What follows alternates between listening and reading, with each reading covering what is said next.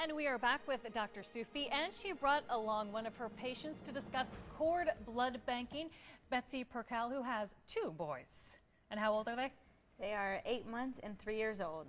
So you are glad to have this little break right now. Yes, I am. So you decided to bank the cord blood. Why did you make that decision?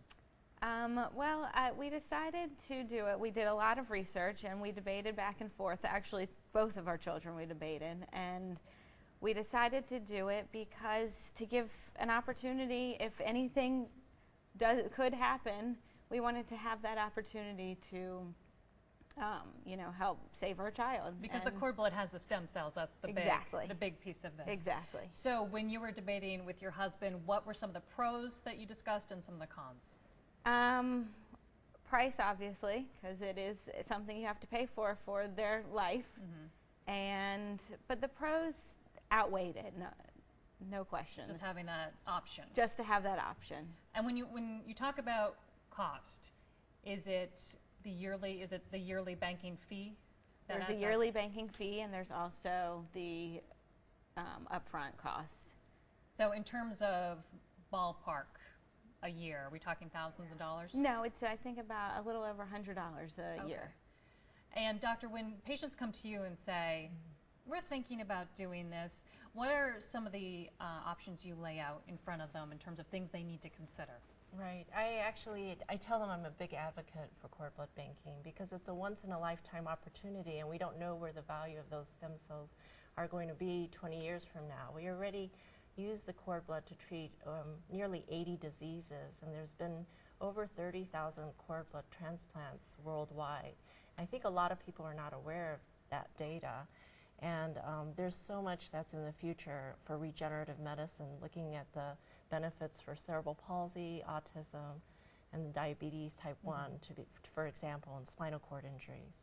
So when we talk about banking, is it the patient only has the ownership over those stem cells, or is it a public bank where researchers can go in as well? Or are there 2 different types of banks that we're dealing with? Yes, there's a public bank as well as privately bank, and Betsy privately bank because she wants to keep those cells for herself and for her child, her family.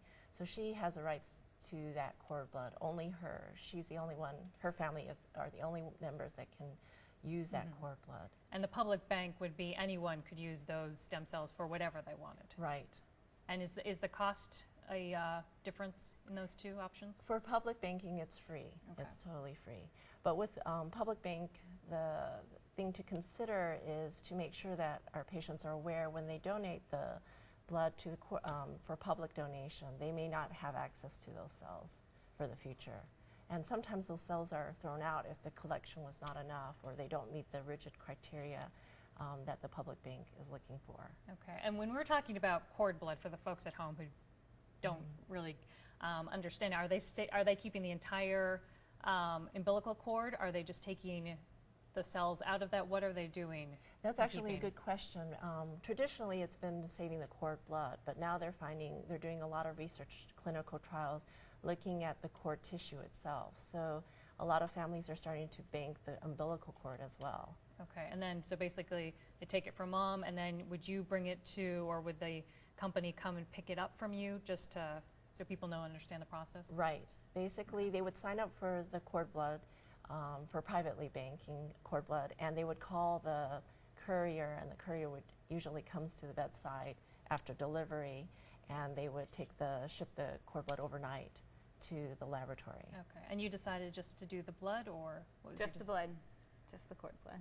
And when you were talking about this with your family, did any of them say, what are you doing, or no, were they all behind it? Everybody was behind it. Everybody really did agree. Mm-hmm. And so if you, hypothetically, God forbid, something happens to one of your children or yourself, what could you then do with that blood? Well, I would hope that my doctors would guide me a little bit, but I believe I don't 100% understand how it works, but I know that I guess it's probably a question for the doctor, but I would just hope that it would be able to help my child. So in some cases, from my understanding, the stem cells are put into that person, but you can't necessarily navigate those stem cells in the body. Is that accurate? You can, depending on what the disease is, Okay. for the regenerative technology, what they're doing is actually giving the cord blood back to the child themselves if it's their own cord blood. And they just start an IV and have those cells, infuse those cells into the vein. And so those cells find the target for the Okay. damaged organ and help to regenerate those cells. And So it depends on the disease, though. okay. Do you find Betsy is a fairly common mom in your practice in terms of someone who wants to do Yes, this? definitely. She's very well educated, and I think that's the most important thing, is that she was interested in finding different things that were important for her children in the future, and was able to research it and make that decision for herself. And since you've been in practice for over a dozen years, have you seen a shift in moms from moms saying, well, I'm not quite sure about this, to, hey, what is this, to, I want to do this? Yes, definitely. More of my patients definitely are doing cord blood banking.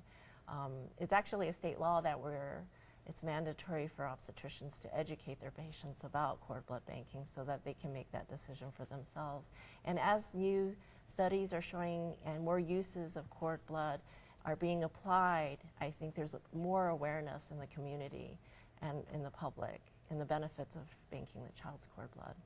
Now, Betsy, are you ever concerned that that might fall into somebody else's hands? Are you confident in the company that you chose? I feel very confident in the company that we chose. And you chose Viacord? Yes. Now, when you were looking at companies, how many did you consider?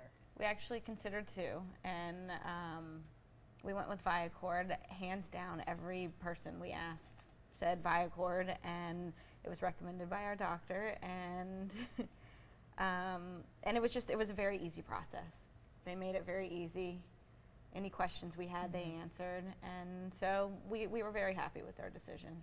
So you basically have the baby, there's the umbilical cord, you call, they rush it off to the lab, Yes. and then the stem cells or the cord tissue can be taken. And then we'll get that process down to like 5 lines there, huh? So we have some information now that we'd like to put up on the screen. So if you decide to save your cord blood, you can remember to gather your family history, use a family cord blood bank, or donate to a public bank. Again, like the doctor was saying, public bank is free, family bank you have to pay a fee. And tell your doctor if you decide to choose to bank, because obviously they need to know. They're your doctor. And bring the collection kit to the hospital when it's time to deliver the baby. Did you have to bring it, or was it already there? I brought it. So out of all those things you're packing, It was one thing to remember. one thing. So forget the change of clothes. Just bring the. Yes. It was more important than the change of clothes. Did you give your husband specific instructions? Just Yes. bring this. Yes. Very wise.